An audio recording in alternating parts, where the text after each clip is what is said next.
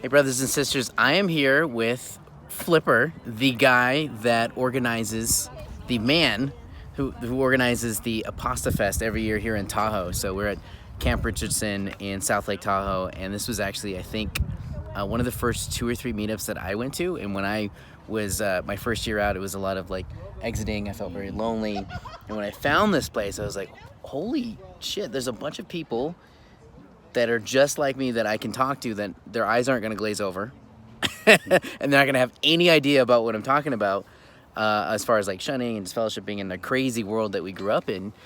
So I want to personally just say thank you for continuing to do this. This means the world to me, and it's my one big thing where I always clear my schedule 3 years in a row to be here because of the stories and the camaraderie and just us hanging out and being able to relax and breathe. So thank you. Oh, you're very welcome. You know, it's been a real healing force, I think, for a lot of people, in the sense that it's kind of like a unofficial, relaxed, chill, kind of a psychological seminar that we have here, to where everybody heals emotionally from the either abuses they had in the cult, or the fact that they're shunned from their families, and they have people that can understand what they've gone through, because people that have never been in a mind control cult can't understand what we've gone through as far as mentally or emotionally, psychologically. And so I think the emphasis on that is the important thing.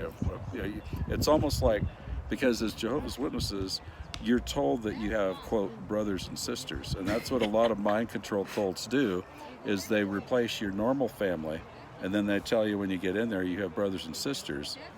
But yet then when those, quote, brothers and sisters, you're out of the organization, then you're left with a void and trying to find people that could commiserate with you, because nobody else that hasn't been in it can't understand it, you know. Exactly. So, Yeah. So. Other like ex-Mormons, ex-Scientologists. I would love to have like ex-Mormons and ex-Scientologists here at this meetup too, because it's Apostafest. They all have, all the cults have the language of you're an apostate now, which means nothing what they label it as, but it'd be really cool to have more. Because they would understand too. But yeah, you're right. We're still brothers and sisters on the outside because we've all have that shared background. Yeah. But yeah, that's what cults do, is they replace your physical family with a brain mind controlled family that's not loving at all. Yeah. And I wanted to mention too is that we have people of all kinds of ilk and beliefs here after they get out of Jehovah's Witnesses. There are some of us that might be atheists, some are agnostic, some have religious beliefs, and that's all fine, because that's not the main reason we're here. It doesn't matter what they believe or what we believe. The important thing is the emotional, ethical, and moral support of us as humans interacting with each other, because of what we all suffered in common in a high control, mind control organization. And you know, it doesn't matter about 607 BC. It doesn't matter about the 144,000. It doesn't matter about the 70 weeks of years. Whatever we were taught, none of that really matters. What matters is the fact that we were in an abusive environment, and which it takes years to psychologically overcome, and it's hard to do so by yourselves. So that's why for the last 12 years, I'm not really the one that got this together. It's all the people that have attended that got this Apostafest together. If nobody ever came, I'd be wandering around out in that sagebrush meadow without anybody here, just trying to like be a, voice in the wind. But it's all the people that love each other, and now we are kind of like, you might say, like you said, brothers and sisters, from an aspect of kindred spirits that understand what we've gone through in the form of abuse, shunning. Some people have been abused sexually in the organization, and the child abuse situation, and any kind of abuse. And we all have our individual stories, and we all have that common thread of realizing that we can accept one another no matter what religious belief or non-religious belief we have. Atheist, agnostic, it doesn't matter. That stuff doesn't matter. The main thing is the love and caring we can show each other. Right. Yeah. That commonality background. Although there's lots of fun conversations about conspiracy theories and all that stuff here. Sure. It's mainly just acceptance. and the non-judgment. Yeah. So What year is this, by the way? How long has this been going? This has been going 12 years. I started in 2008, and and this year has been a real emotional time for me too, because I've had some challenges with some of my ex-Jehovah's Witness relatives, and I've got a couple daughters I love dearly that I don't see. I have one son that's out, and he is free in his mind and thinking, but I'm not the only one. There's a lot of us that are experiencing shunning, experiencing some emotional difficulties, but that's why this needs to keep going on every year. And hey, as long as I'm sitting here talking to you, breathing or whatever, if I have anything to do with it, we're going to keep this going on each year. And I wholeheartedly invite any of you out there that would like to join us. You're going to get people that are free thinking, that understand what you're going through as an ex-Jehovah's Witness or any other ex-cult member, who, you won't get that understanding from anybody that hasn't been in a high control, mind control organization, because they don't understand all the nuances and the variances of how you were treated. So I wholeheartedly welcome you to come, and hey, let's have fun. Yeah, and we even play a little music while we're here, and just get together. If you have a guitar, bring it, and we'll jam together. Yeah, last night was fun. Eleanor Rigby never sounded any better than being with my fam and hanging out and making s'mores. There's a new wave of.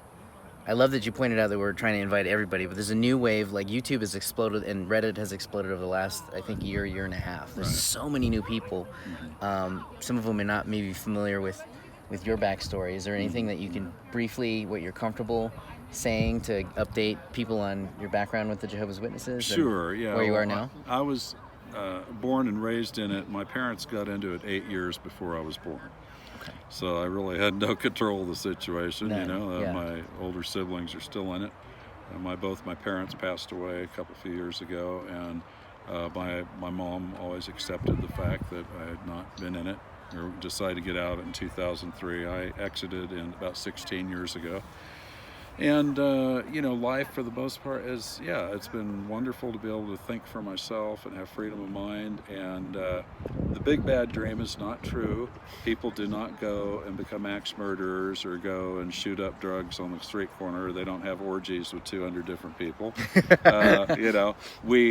Many of us are very ethical. We have moral, ethical lives, and we try to be kind and loving to, all of us, as well as our relatives, and we try to even be kind to our relatives that are still in the witnesses, but and sometimes that's not returned, and that's due to the power of cult mind control, not only by the Watchtower Society, but also whether it's Scientology or whatever you call it. But the bottom line is that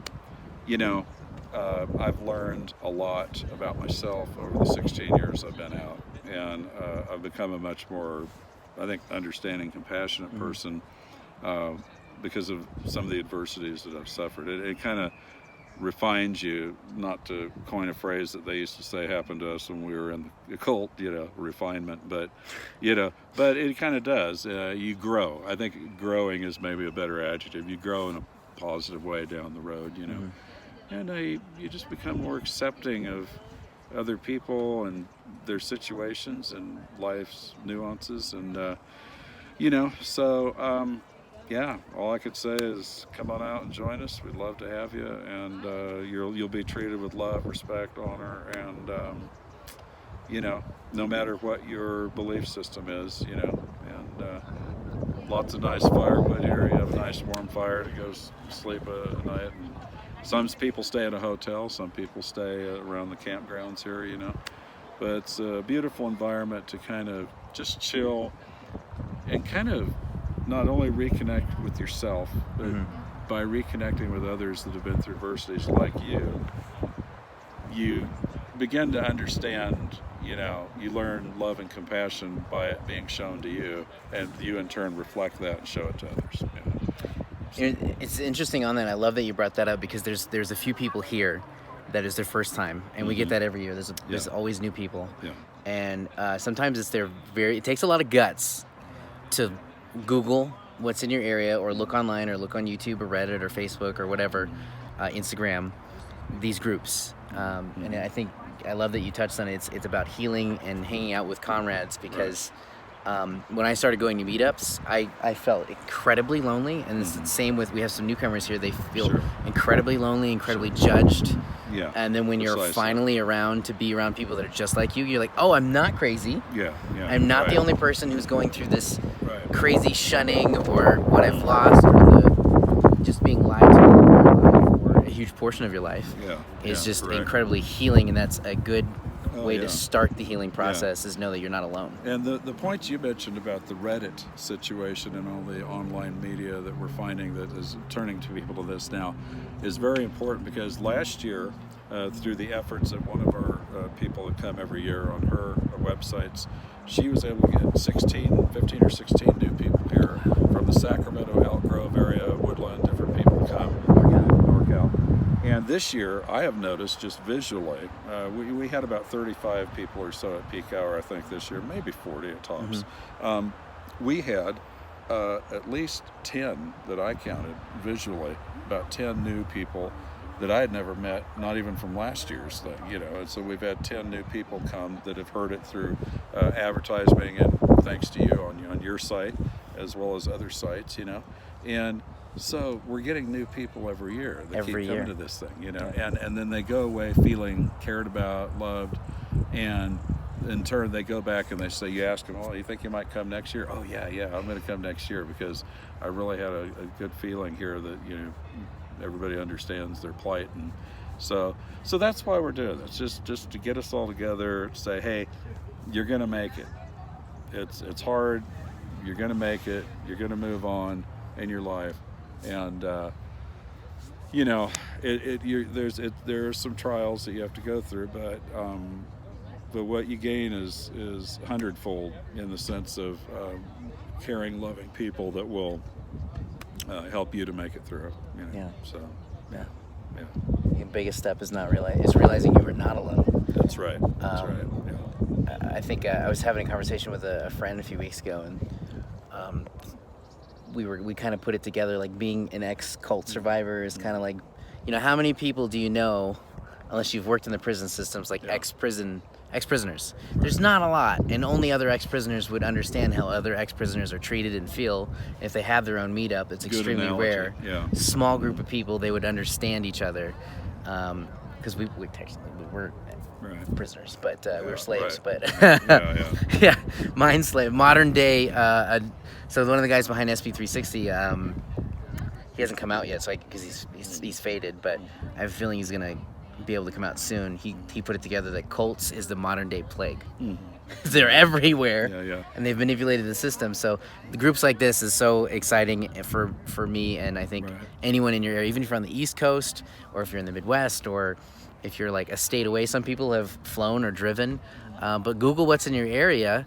And I know on every video that I post of this, people are like, well, it's not in my area, I can't. That's okay. Try to see what's in your area. Meetup.com, Google, Facebook, Reddit, Instagram, all the social media. And if there isn't anything, I always encourage, take the bull by the horns. It's not easy. I'm going to be organizing my own meetup in Northern California, Sacramento area soon, hopefully this year in fall. Do it yourself. You never know. If 2 people show up, 5 people, 10, 15, that's great. That's now 2, 5, or 10, 15 people you did not know, who now can be your homies and at least see eye to eye with. I always wanted to leave on that note, because a lot of people are very sad and depressed, and they're stuck, and it takes effort, but you can do it, or show up to one of these things. So is there anything that I missed, or any closing notes that you want to let people know about yourself, or your own journey, or this? I think you hit it all. So Cool. So hey, peace. Peace, brothers and sisters. That was fun.